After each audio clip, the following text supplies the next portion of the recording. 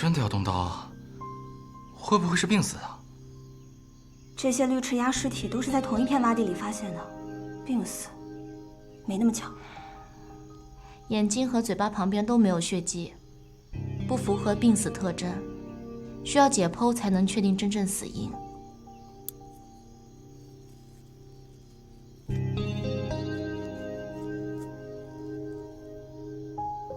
这是柯百威，农药。柯百威毒性大，一包能毒死20只。绿翅鸭是三有动物，非法狩猎20只以上野生动物就可以立案。快报警吧！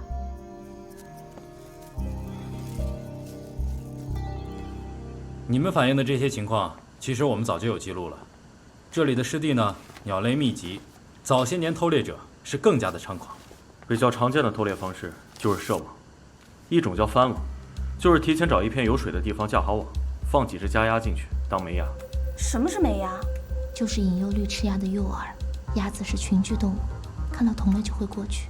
说的没错，通过这种方式啊，一网就能抓到几十只。还有一种呢，叫粘网，就是在芦苇荡和林子里下网，鸟飞的时候啊，撞上去就下不来了。这么多年，我们和偷猎分子也算是斗智斗勇，他们反侦查意识也很强，看到有我们的人和志愿者就不会过去捡，就算抓到投毒，他们也会说是在撒农药。抓在捡鸟类尸体，又不承认是他们投的毒，湿地芦苇荡视线遮挡的厉害，执法难度不低。既然偷猎者是惯犯，你们知道是谁吗？贾三。你们都认识？我和小雪跟贾三打过一次照面，当时就觉得他行迹特别可疑，然后追上去查看，结果反被他骂了一顿。我们警方破案需要形成完整严密的证据链，从嫌疑人买药、撒药、捕杀到处理、销售等各个环节，我们都需要取证。这里的地形复杂，我们的警力也不够，除非能将贾三一伙人赃并获，要不然的话，很难采取进一步的行动。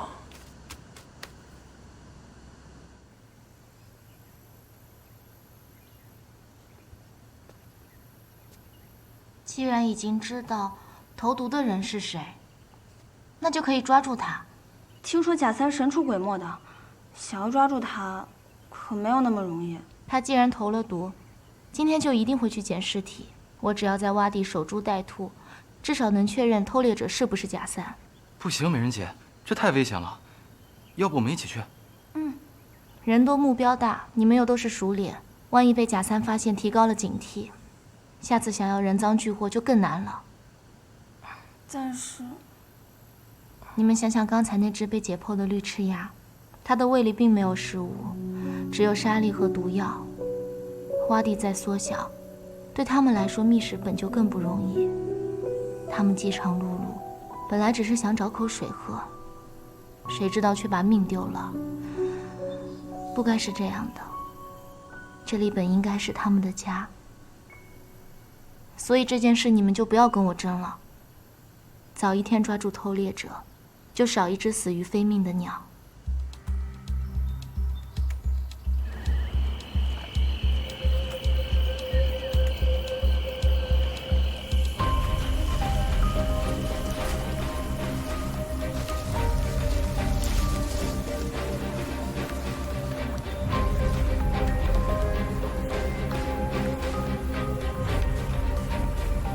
黄昏是第一个鸟类活动高峰期，贾三还不来，难道是在等清晨的第二波高峰期？也太贪心了吧！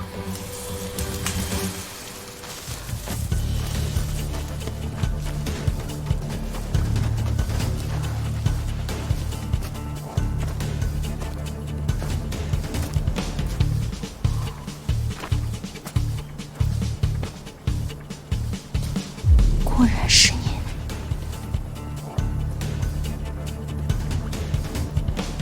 就这么2只？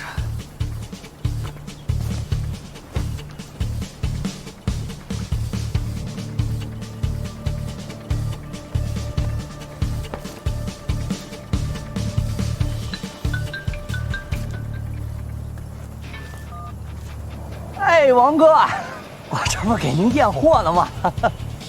知道我知道您那是大生命，那我再怎么凑我也得给您凑齐了，不是吗？嗨，这绿翅鸭呀，怎么能跟您那国一国二的比呢？是吧？国一国二，难道贾三还有团伙？明天，王哥，您再宽限我2天行不行？这2天啊，抓得紧，我实在是不好下手啊。那还能有谁啊？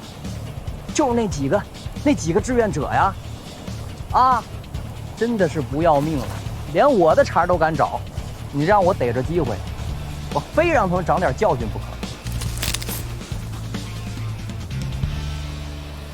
谁呀？不要命了是吧？敢找我的茬儿，出来！谁？别喊，是我。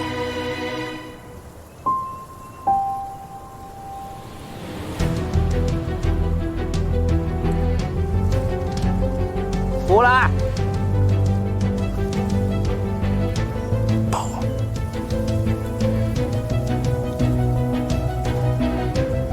快一点！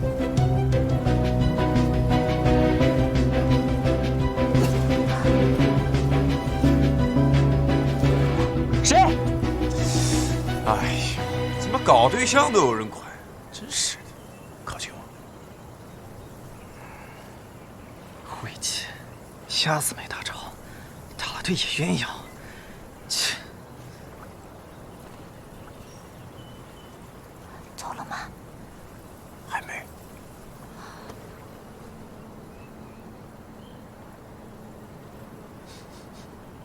还没走，该不会被发现了吧？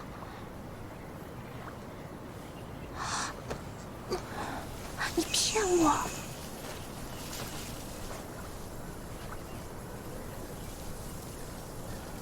骗子！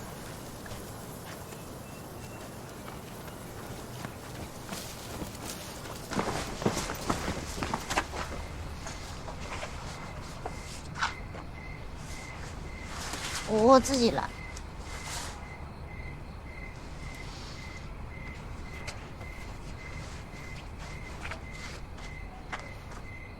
别怕，你说贾三吗？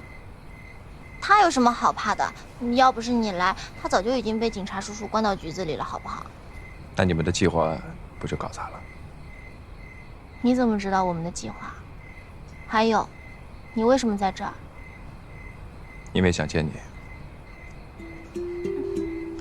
这就是你的风格啊！想见就见，说走就走。小美，说，是谁告诉你我在这儿的？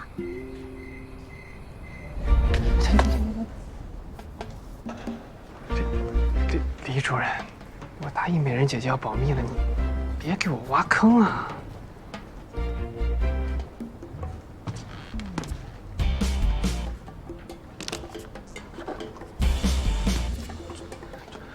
庄教授，这大庭广众的，你不能对我用强的啊！白猿鸟类痣，这是我自己看的，你别想多啊。小吕还对鸟类感兴趣啊？还是因为有人去了白猿。哦，我说为什么这2天请假呢？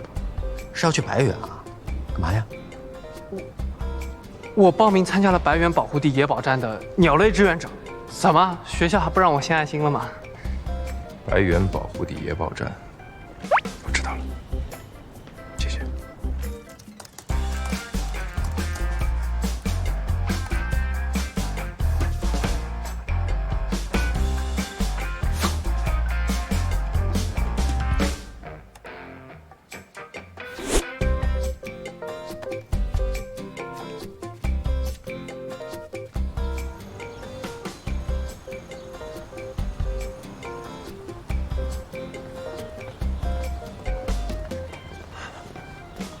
你好，请问一下，野保站怎么走？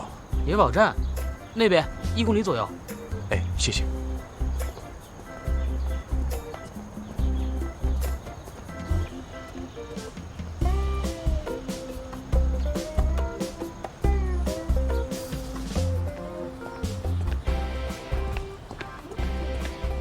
美人姐这样会不会有危险啊？旁边接了一下。不行，万一我们先被贾三发现，那美人姐就更危险了。我还是担心，贾三可是惯犯，曾那么多次在水里对鸟下毒，肯定心狠手辣。美人姐说了，有问题她会第一时间报警。我们从这儿过去跑起来也就5分钟，我们就在这儿等她回来。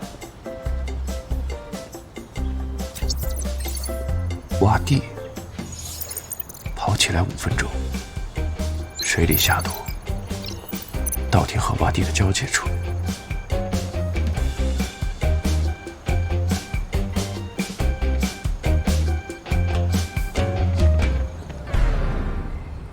吸引力法则。